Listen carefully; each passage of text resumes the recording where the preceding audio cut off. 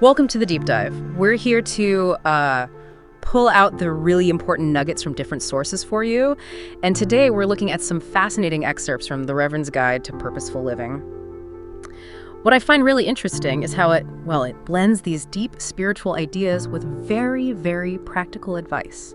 Almost surprisingly so. Exactly. And our mission here really is to see what we can extract about, true happiness, the actual power our emotions hold, and these fundamental laws the Reverend talks about. The idea is to help you get clearer on your own reason for being here.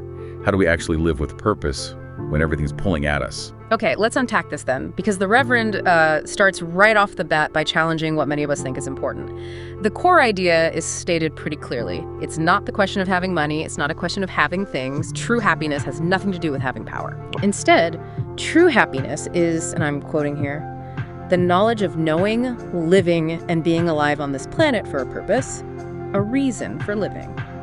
That really flips the script on, conventional success, doesn't it? It absolutely does. And what's fascinating, I think, is it's not just offering another view of happiness, it's framing purpose as, like, the only real measure of value. Internal value, not external stuff. Precisely. It's a big shift from acquiring things to cultivating something inside.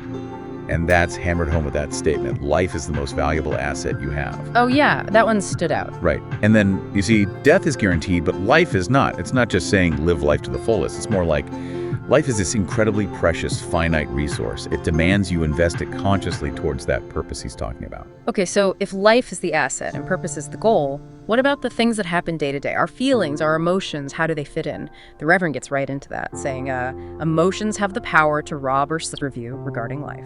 Yeah, and this is where it gets very practical, very quickly. Right, because the warning is, every minute you spend angry, sad, jealous, or whatever the emotion may be, can destroy or lift you. Right. It makes you stop and think, doesn't it? These aren't just feelings passing through, they're active. Active forces, like energy that's actually doing something. Are they building up your capacity to live purposefully, or are they, tearing it down? It really forces you to consider, well, what's my emotional state actually creating in my life right now? So thinking about creating, what about money? Because let's be honest, that's a practical need, a desire for many people. The Reverend acknowledges this, says if it's money you want, no problem. Which sounds great, but then comes the condition. The big condition. Yeah. If you have no product or service, you get no money.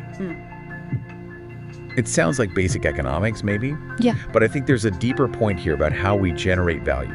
You think so? How? Well, he expands on service in a really interesting, almost provocative way. He says, even a thief has a service. Okay, that definitely makes you pause. Right, it's jarring.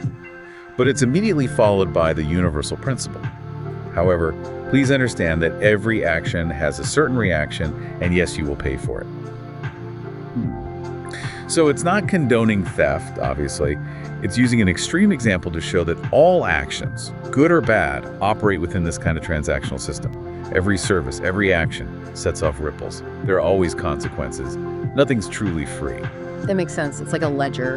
And this idea of consequences, of definite outcomes, seems to lead into what he calls facty laws. Exactly. These immutable truths about how reality works, whether we like it or not. Yeah, like the first one. Facty law 1. If I take an apple seed and plant it in healthy ground with compatible weather, a tree will grow. Pretty straightforward. Cause and effect. And then the second one is much starker. Facty law 2. If I go to the top of the Empire State Building and jump, life in the physical realm will be over. They seem almost obvious, so why emphasize them so much? Well, connecting it to the bigger picture, I don't think the point is their simplicity. It's their unchangeable nature. Doesn't matter who you believe in or pray to. Yeah. He says, doesn't matter who you call. You can call Jesus, Buddha, Allah, Confucius, or Ghostbusters. Right, the list goes on. This action will end your life as we know it. Yeah. And that is a law that you can't change. The insight here, I think, is that while we often wish things were different or try to bargain with reality, some things just are. These fundamental laws operate consistently. The challenge isn't to change them, but to align ourselves, our actions with them. Aligning ourselves. It leads perfectly into this really vivid metaphor he uses about taking action. He says, also, you would do well not to yell at a tree you allowed to grow in your yard. C-cut-T-I-T down. Plant what you want. It sounds like it's about taking responsibility, right?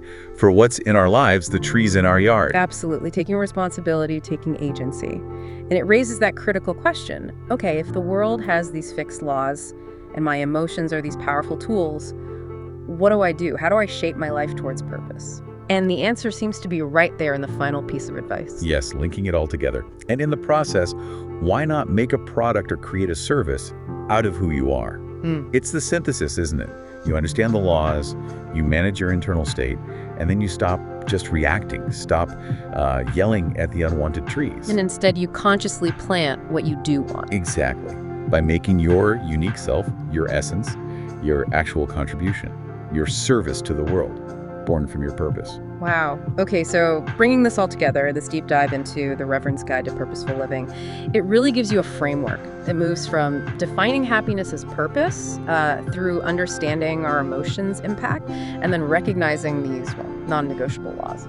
And the key seems to be agency within those truths, not fighting them, but working with them. Yeah, I think that's the core message. True happiness isn't just a feeling, it comes from purpose. And achieving that purpose involves managing your emotions and acting consciously in line with how life actually works. It's this blend of, deep philosophy and really practical, grounded advice. So maybe the thought to leave you with is this: if happiness is knowing and living your purpose, and if there are these unchangeable laws dictating certain outcomes, how can you consciously start planting what you want? How can you really make a product or create a service out of who you are instead of just, yelling at the trees that are already there?